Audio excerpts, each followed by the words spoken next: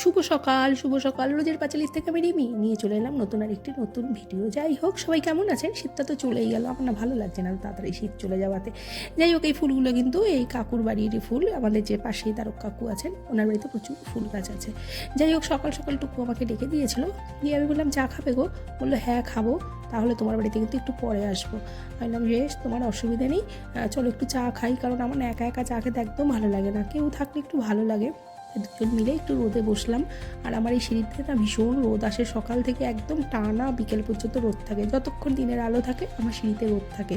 আর আমরা দুজন মিলে এখানটা চা খেলাম, অনেকক্ষণ গল্প করলাম, গল্প করে কিছুক্ষণ বসলাম। তারপরে ভাবলাম যে তাহলে চায়ের যে পাতাটা ছিল সেই পাতাটা গাছের গোড়ায় দিয়ে দিই।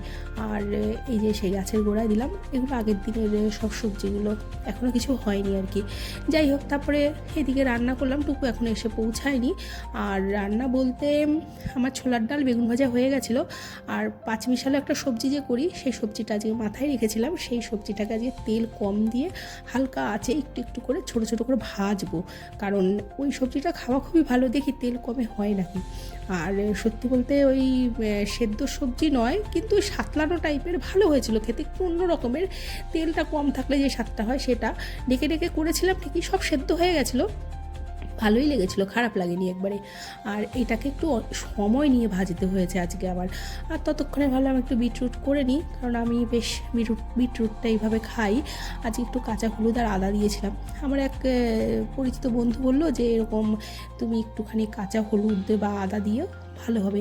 কিন্তু এত বিচ্ছিরি খেতে, সে কি আর বলবো, গিলতে গেলেই যেন বেরিয়ে যাচ্ছে, এরকম একটা পজিশন।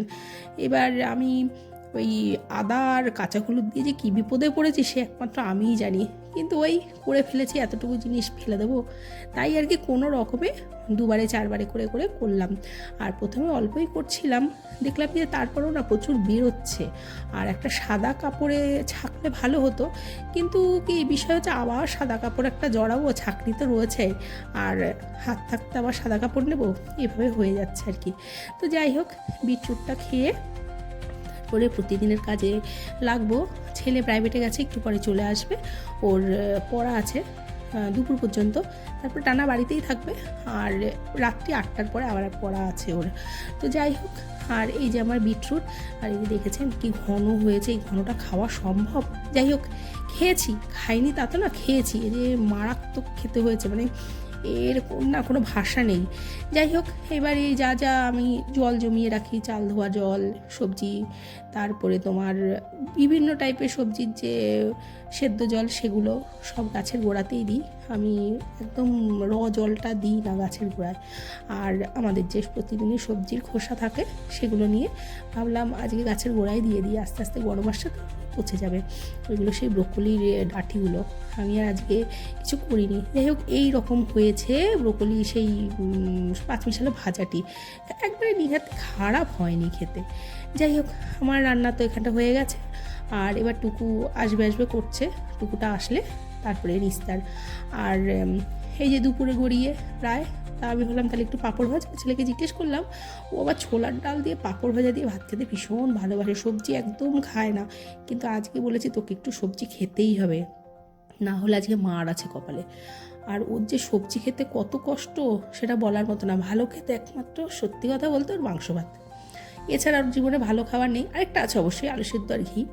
যাই হোক, একটু পাঁপড় ভেজে নিলাম, তাহলে ওকে খেতে দেবো।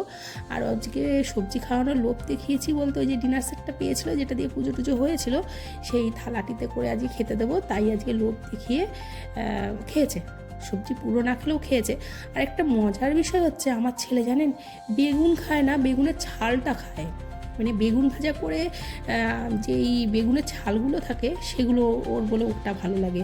মানে এই যে কি ভালো লাগে ওর, আমিও বুঝে উঠতে পারি না। তো যাই হোক, বেগুনের ছাল যেই অংশটিতে বেশি সেটিতেই আজকে ওকে দেওয়া হবে, বাকি বেগুনটা ফেলে দেবে। তাও যেইটুকুনি খায়, ওই সবজি খাওয়া তো খুবই প্রয়োজন, খেতে চায় না, একদম খেতে চায় না। যাই হোক, অনেক বলে কয়ে ওকে বোঝালাম, দেখি কতটুকু খায়, বেরোতে দিলাম। আর এই যে সেই থালাটি, এটার মধ্যে, আর আমার ছেলেকে না একবারে খেতে দিতে হবে। ওকে যদি বারবার করে খেতে দেওয়া হয় বা বাড়ি বাড়ি করে বলা হয় এটা দেবো ওটা দেবো, একদম পছন্দ করে না। ওকে একবারে দিয়ে দিলে ও নিজের মতো নিজে খেতে থাকে, এই আর কি। আর এই প্রায় রাত্রি 8টা হয়ে গেছে। সারাদিন তো মোটামুটি এইভাবেই গেল। আর ও এখন প্রাইভেটে যাবে। নিতুকে ফোন করছিল, নিতু ফোন ধরছে না। এবার নিতুর সমস্যাটা হয় কি, নিতু যেদিন প্রাইভেটে যায় না সেদিন ও আর ফোন তুলতে পারে না, ও নাকি ঘুমায় পড়ে পড়ে। যাই হোক, ছেলে এবার বেরিয়ে যাবে আর আমি পেছন দিক দিয়ে যাবো রুটি করতে। কারণ রুটি না করলে তো হবে না রাতে। ভাত আছে ওর বাবার, হয়ে যাবে, কিন্তু আমার ছেলে আবার ভাত খেতে চায় না, ওর জন্য 2-3টে রুটি করতে হয়। আর 2-3টে তো হয় না, ওই 4 থেকে 5টা হয়ে যায় আর কি। নিতু কিছুতেই ফোন ধরলো না, আর বললো তাহলে আমি চলে যাই। ঠিক আছে চলো। আর ও বেরিয়ে গেল। বেরিয়ে যাওয়ার পেছন দিক দিয়েই আমি চলে এলাম একটু বসেই রান্নাঘরে, কারণ রুটিটা করে আমি ওই আর কি এডিট করব। টুকটাক তো আমারও কাজ থাকে না, কম বেশি। আর ওকে বললাম আসার সময় একটু নেল পালিশ নিয়ে আসিস তো, বললো তো নিয়ে আসবে, দেখা যাক কী হয়। ছেলে আজকে নিয়ে আসলে তো ভালোই। আর এই যে বললাম না, 2-3টে রুটি হয় না, ওই 4টে থেকে 5টা রুটি হয়েই যায়। আমি কোনো দিন 3টে রুটি করতেই পারলাম না আজ পর্যন্ত। মানে মেপে মেপে জিনিসগুলো আমার হয় না, না রুটি হয় না ভাত হয়। যাই হোক, আমার গলার আওয়াজটা কিন্তু এখনও খুব একটা ভালো হয়নি। এসছে, আসেনি তা না, এসছে। আর আমার আবার রুটি না ফুললে তো ভালো লাগে না মন টন। যাই হোক, এখন এই রুটি করব। আর ছোলার ডাল আছে, আশা করি কিছু লাগবে না, ভাজাটাও আছে, আর বেগুন ভাজাও আছে। আর বাবা খেতে চাইলে তখন একটা আলু ভাজা করে দিতে পারি আর কি। সেটা দেখি, ওর বাবার অতটা রাত্রিবেলা খাওয়াটা নিয়ে অত চাপ থাকে না। ওর বাবা রাত্রে যত হালকা খায় ততই যেন ওর ভালো লাগে। যাই হোক, এইভাবেই ভিডিওটি হলো আজকের। আর ও এখনও আসেনি, 10টা বাজলে আসবে, এখন ওই 9:30 কি 9টার মতন বাজে। আমি রুটিটা করে রাখলাম, আর ও আসলে পরে দেখবো নেল পালিশ আসে কি না আজকে আমার ঘরে। যাই হোক, ভিডিওটা দেখতে থাকুন, আশা করি ভালো লাগলে বলবেন যে হ্যাঁ ভালো লাগছে। আর ওই যে যদি কিছু ভালো লাগে লাইক কমেন্ট শেয়ার সাবস্ক্রাইব সবটাই করবেন। আর দেখা হবে নতুন আরেকটি ভিডিওতে। ততক্ষণ সবাই ভালো থাকবেন, সুস্থ থাকবেন, সাবধানে থাকবেন। আবহাওয়াটা ভীষণ খারাপ তো, ঠান্ডা গরমের মধ্যে। যাই হোক, নিজের যত্ন নেবেন। আর দেখা হচ্ছে নতুন আরেকটি ভিডিওতে। আজকের মতন এখানটাই। তবে হ্যাঁ, দেখবো ছেলে আজকে গ্লিটার মারা নেল পালিশ আনে কি না, অবশ্যই তাহলে দেখাবো এই ভিডিওটির শেষেই। দেখতে থাকুন ভিডিওটি।